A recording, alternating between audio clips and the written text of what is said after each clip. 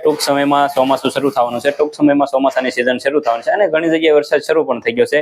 એટલા માટે કિરાણા દુકાનમાં વરસાદથી જે ભેજવાળા વાતાવરણમાં કયા પ્રોડક્ટ બગડી જતા હોય છે અને એ પ્રોડક્ટ બગડે નહીં એટલે આપણે કઈ સાવધાની અને કઈ સેફટી રાખવાથી પ્રોડક્ટમાં આપણે તો હેલો દોસ્તો, સ્વાગત છે એસઆરપી કિરાના બિઝનેસમાં. અહીં કિરાના પ્રોડક્ટમાં હોલસેલ રેટ, કિરાના પ્રોડક્ટમાં તમે કેટલા ટકા સુધી માર્જિન કમાઈ શકો તેની તમને પૂરેપૂરી નોલેજ મળશે. મિત્રો, આજે આપણે વાત એ કરવાના છે કે ભાઈ ઘણા લોકો કિરાના દુકાન ચલાવતા હોય છે, કારણ કે કિરાના દુકાન એક એવી વસ્તુ છે જેમાં નાની મોટી નુકસાની થતી હોય છે મિત્રો. કારણ કે કિરાના દુકાનમાં માર્જિન ઓછું હોય છે. હર કોઈ પ્રોડક્ટમાં ₹2, ₹3, ₹5, 10% સુધી માર્જિન હોય છે. પણ મિત્રો, આપણે ઘણીવાર નુકસાની વધારે થતી. હર કોઈ પ્રોડક્ટ ડિફેક્ટિવ આવતું હોય છે, કોઈ પ્રોડક્ટ બગડી જતું હોય છે, કોઈ પ્રોડક્ટ મિત્રો આપણી શોપ પર પડ્યું પણ બગડી જતું હોય છે. મિત્રો, માર્જિન ઓછું હોય છે, એક પ્રોડક્ટ બગડી જાય એટલે આપણો બધો નફો નુકસાનીમાં જતો હોય છે મિત્રો. એટલા માટે આપણે આગળ નુકસાની ન થાય એટલા માટે આજનો વિડીયો આપણે ખાસ બનાવવાનો છે મિત્રો. આપણી ચેનલમાં જો ન હોય તો ચેનલને સબસ્ક્રાઇબ કરી લેજો મિત્રો, જેથી તમને આગળ સારા કિરાણા દુકાનને આગળ લઈ જવાની ટિપ્સ અને વિડીયો મળતા રહે મિત્રો. કારણ કે મિત્રો, તમને ખબર જ છે કે હવે આપણે ટૂંક સમયમાં ચોમાસું શરૂ થવાનું છે. ટૂંક સમયમાં ચોમાસાની સિઝન શરૂ થવાની છે અને ઘણી જગ્યાએ વરસાદ શરૂ પણ થઈ ગયો છે. એટલા માટે કિરાણા દુકાનમાં વરસાદથી જે આપણે ભેજવાળું વાતાવરણ થાય છે એમાં ઘણા પ્રોડક્ટને ભેજવાળું વાતાવરણ શૂટ નથી થતું. એટલા માટે આપણે વાત એ કરવાની છે કે ભાઈ ભેજવાળા વાતાવરણમાં કયા પ્રોડક્ટ બગડી જતા હોય છે અને એ પ્રોડક્ટ બગડે નહીં એટલે આપણે કઈ સાવધાની અને કઈ સેફટી રાખવાથી પ્રોડક્ટમાં આપણે પૂરેપૂરું માર્જિન કમાઈ શકીએ, જેથી આપણે નુકસાનીથી બચી શકીએ.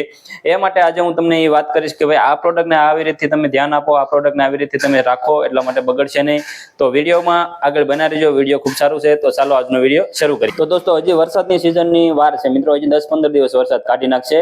કારણ કે વરસાદની સિઝનમાં આપણે એવા પ્રોડક્ટ ઘણા છે જે આપણે હજારોનું નુકસાન કરતા હોય છે મિત્રો. કારણ કે મિત્રો, જો પહેલા પ્રોડક્ટની વાત કરીએ તો ભેજવાળું વાતાવરણ મિત્રો, ખાંડ એક એવી વસ્તુ છે જેને શૂટ નથી થતી મિત્રો. ખાંડ આપણે કરિયાણા દુકાને રાખવી પડે છે, પણ મિત્રો વરસાદના વાતાવરણમાં ખાંડ આપણે બને એટલી ઓછી રાખવી મિત્રો.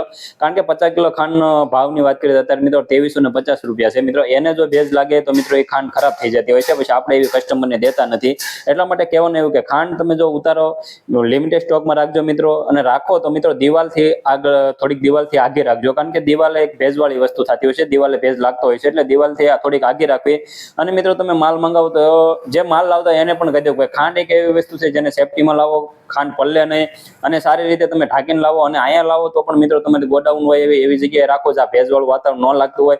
ખાંડને સારી રીતે રાખો, કારણ કે ખાંડ મિત્રો માર્જિન ઓછું હોય છે મિત્રો. કિલો આપણને ₹1 થી ₹2 મળતા હોય છે, એમાં પણ ખાંડ જો આખો કટ્ટો 50 કિલો બગડી જતો હોય તો મિત્રો આપણને એમાં નુકસાની થતી હોય છે. કારણ કે મિત્રો, ખાંડ એક એવી વસ્તુ છે જેમાં આપણે 1 મહિનાનું માર્જિન વયું જતું હોય છે મિત્રો. કારણ કે નફો હવે ₹2350 નો કટ્ટો છે મિત્રો. એમાં ₹10-20 ભાડું ચડાવીને ₹20 આપણે ચડાવીને આપણે વેચતા હોય છે મિત્રો. ખાંડ તમે 50 કિલોનો કટ્ટો વિશે ત્યારે માઇન મિત્રો એમાં ₹200 નીકળતા હોય છે. એમાં જો એ ખાંડ પલળી જાય અને આખો કટ્ટો બગડી જાય તો આપણે મિત્રો શું એમાં આપણે નફો કમાવાનો છે મિત્રો. જેટલા કટ્ટા લાવો એટલે આપણે નુકસાની ભોગવવાની છે મિત્રો.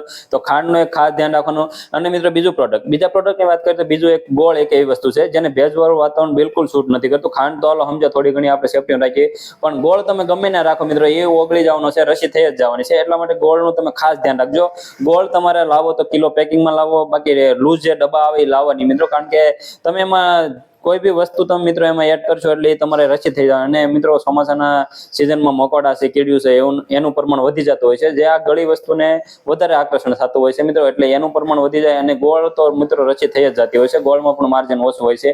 એટલા માટે ગોળ પણ તમારે ઓછો રાખો તમારી દુકાનમાં. કિલો પેકિંગમાં રાખો તો રાખજો, બાકી 5 કિલોમાં જે લૂઝ ડબ્બા આવે છે 25 કિલો 30 કિલોના એવા ડબ્બા ઓછા રાખો. જો તમારે હાલતા હોય તો રાખો, ડાયરેક્ટ ઓર્ડર લેતા હોય તો રાખો, બાકી ગોળ ઓછો રાખો મિત્રો. અને ન રાખો તો પણ સારું, કારણ કે ચોમાસાની સિઝનમાં ગોળનો કાંઈ ઉપયોગ ઓછો થતો હોય છે, કાંઈ વપરાતો ન હોય છે, એટલે ગોળ ન રાખો.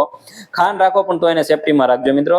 તો આ પ્રોડક્ટ મિત્રો એક જે કિરાણા દુકાન ચલાવતા હોય તો એ ખાસ ધ્યાન રાખજો. એવું લાગે તો તમે લખી દેજો, ખાંડ છે કે નહીં મિત્રો, ચોમાસાની સિઝનમાં ઓછી રાખજો. અને મિત્રો, બીજા પ્રોડક્ટની આપણે વાત કરીએ તો મિત્રો, જે કોઈ બી કઠોળ આવે છે એમાં મગદાળ છે, અડદ દાળ છે, ચણા દાળ છે, એને મિત્રો ભેજવાળું વાતાવરણ લાગતું હોય છે મિત્રો.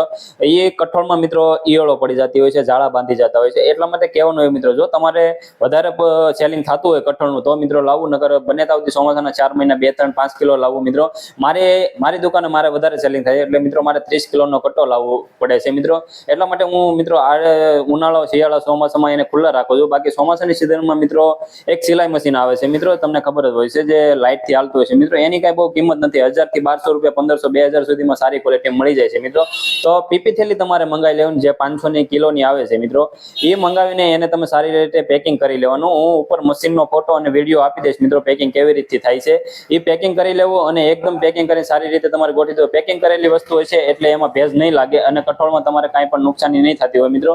કારણ કે જો નુકસાની થાય તો મિત્રો પછી કસ્ટમરને આપણે દેતા ન હોય આપણે પછી મિત્રો, કારણ કે થાય એવું કઠોળ ઉપર હોય એ સારું હોય છે, નીચે ભેજ લાગી જાય એટલે નીચે બધું ભેગું થઈ જતું હોય છે, ઈયળો પડી જતી હોય અને ઝાડા બાંધી જતા હોય છે. એટલા માટે એ ખરાબ વસ્તુ થતી હોય છે, સડી જતા હોય છે. એટલા માટે કઠોળ પણ ઓછું ભરવું.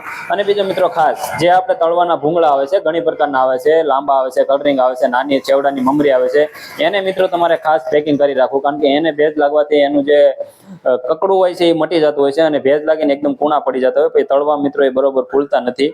એટલા માટે કહેવાનું એવું મિત્રો કે ખાસ આવા જે મેં પ્રોડક્ટ તમને કીધા છે એ પ્રોડક્ટનું તમે ખાસ ધ્યાન રાખજો. અને મિત્રો હર કોઈ પ્રોડક્ટ જે માલ છે મિત્રો, દિવાલથી ચોમાસા પૂરતી દિવાલથી આગળ જ રાખવું. કારણ કે દિવાલમાં ભેજ લાગતો હોય છે એટલે દિવાલથી હર કોઈ પ્રોડક્ટ આગળ રાખવો. અને મિત્રો જે તમને મેં ગણાવ્યો છે એ પ્રોડક્ટને તમે સેફટીમાં રાખજો, જેથી તમે માર્જિન કમાઈ શકો. અને જે પેકિંગ કરવાના છે એ પેકિંગ કરી લેજો. કઠોળ તો ખાસ કરીને પેકિંગ કરી લેજો, જેથી તમને નુકસાની ન થાય અને તમે સારી રીતે કસ્ટમરને આપી શકો. કસ્ટમર તમારી શોપ પર એમના બન્યા રહે. કારણ કે મિત્રો ખરાબ વસ્તુ તો કોઈને પસંદ નહોતી, આપણને ખુદ ન હોય તો આપણે કસ્ટમરને દેવાની પણ ફરજ નથી. એટલા માટે સારી રીતે તમે બધું પેકિંગ કરીને કસ્ટમરને આપજો. પેકિંગ કરેલી વસ્તુ એની વેલ્યુ વધી જતી હોય છે. ખુલ્લું તમે આપો અને પેકિંગ કરેલું આપો તો એને એમ થાય કે નહીં ભાઈ ચોખ્ખી અને સારી વસ્તુ છે. અને મિત્રો કહેવાનું એવું કે સારી વસ્તુ તમે વેચો, બગડેલી વસ્તુ ન વેચો. એટલા માટે કહેવાનું એવું કે મિત્રો ચોમાસાની સિઝનમાં આ વસ્તુને ભેજ લાગતો હોય છે. એટલા માટે તમે ખાસ કરીને આ વસ્તુને બધાને સાચવીને રાખજો, જેથી તમે ખરાબ ન થાય અને એમાં તમે માર્જિન પૂરેપૂરું કમાઈ શકો મિત્રો. કારણ કે ચોમાસાની સિઝનમાં ઘણી પ્રોડક્ટને પલળતું હોય છે અને બગડી પણ જતું હોય છે. એટલા માટે ખાસ ધ્યાન રાખજો. બસ મિત્રો આજનો વિડીયો એટલો જ. તો આપણો વિડીયો જો આગળ તમને ગમ્યો હોય તો આપણી ચેનલને લાઈક, શેર અને સબસ્ક્રાઇબ કરી લેજો. ફરી મળું તમને બીજા એક વિડીયોમાં. ત્યાં સુધી જય શ્રી રામ એન્ડ જય હિન્દ.